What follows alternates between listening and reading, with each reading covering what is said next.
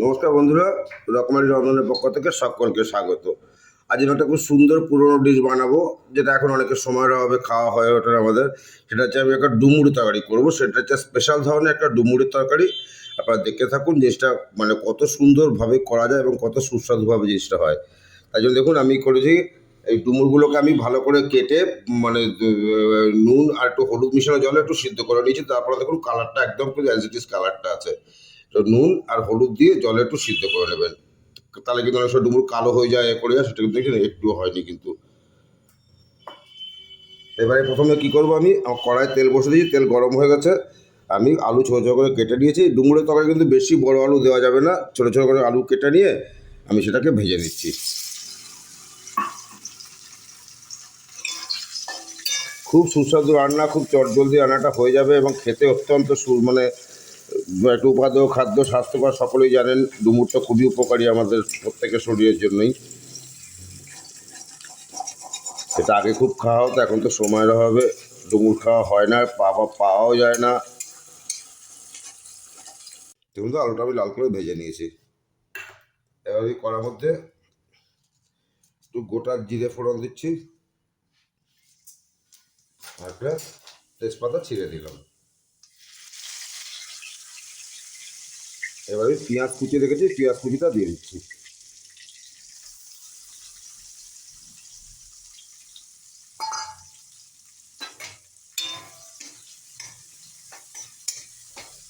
পেঁয়াজটা একটু ব্রাউন করে ভেজে নেব।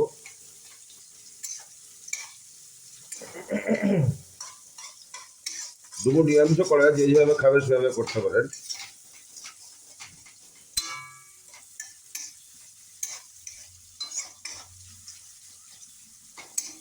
একটু একটু ব্রাউন করে জিনিসটা ভেজে নেবো, তারপরে বাকিটা আমি দিচ্ছি।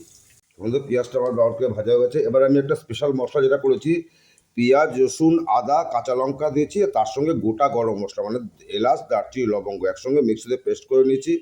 এটা আপনারা এইভাবে একভাবে করে দেখবেন একবার, কত সুন্দর খেতে জিনিসটা হয়, সুগন্ধি হয় একটা। পেঁয়াজ, রসুন, আদা, কাঁচা লঙ্কা আর গোটা গরম মশলা আমি একসঙ্গে মিক্সিতে পেস্ট করে নিয়েছি। অত্যন্ত সুস্বাদু সুগন্ধি একটা জিনিস, করে দেখবেন এটা এইভাবে। তাহলে আপনার আলাদা করে আর গরম মশলা দেওয়ার দরকার পড়বে না। এখানে এবার একটু টক দই দিয়ে দিচ্ছি আমি এর মধ্যে।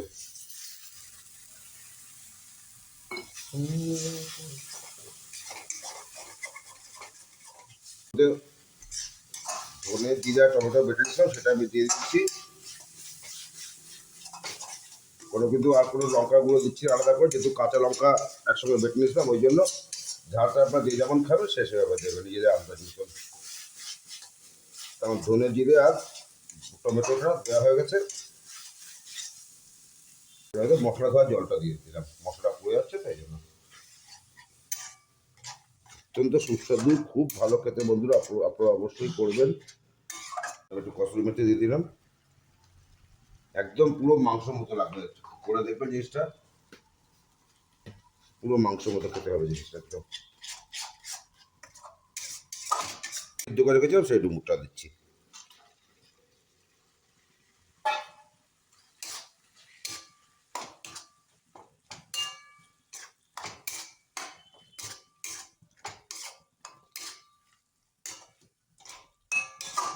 অত্যন্ত সুগন্ধি বেরিয়েছে, খুব ভালো খেতে হবে বন্ধুরা। আপনারা কিন্তু অবশ্য করে করবেন, করে কেমন লাগলো আমাকে জানাবেন।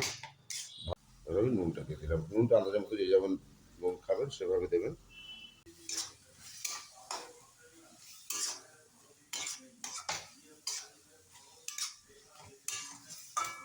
ডুমুর তো খেতে অত্যন্ত সুস্বাদু, কিন্তু এখন তো আর পাওয়া যায় না সেভাবে, গাছপালা সব কেটে ফেলা হচ্ছে।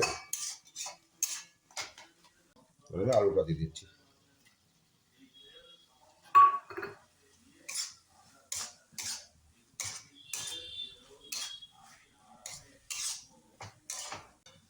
আমি একটু জল দিয়ে দিলাম। গ্রেভিটা দিয়ে যেমন রাখবেন খাবেন সে সময় রাখবেন।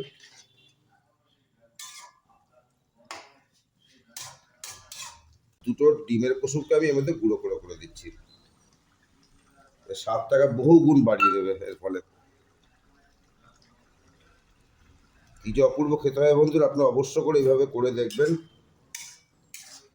আমরা তো বিভিন্নভাবে ডুমুর খেয়েছি, এটা একবার এইভাবে করে দেখবেন, যে মনে রাখার মতো স্বাদ হবে একটা। আমার ডিমের কুসুম দিয়ে ডুমুর ডালনা একদম রেডি। অসম্ভব ভালো খেতে হয়েছে বন্ধুরা, কি ভালো গন্ধ বেরিয়েছে। আপনারা কিন্তু অবশ্য করেই করবেন, করে কেমন লাগলো আমাকে জানাবেন। ভালো লাগুক মন্দ লাগুক সব রকম কিন্তু কমেন্ট করবেন আপনারা। খুব ভালো মানে গন্ধ বেরিয়েছে, খুব ভালো খেতে হয়েছে। এইভাবে একটা নতুন ধরনের একটা রান্না আপনারা কিন্তু অবশ্যই করে দেখবেন বন্ধুরা। তাই সকলে ভালো থাকবেন, সকলের সুস্থতা কামনা করে আজকে শেষ করছি। পরের ভিডিও আবার দেখা হবে বন্ধুরা। সকলে ভালো থাকবেন, নমস্কার।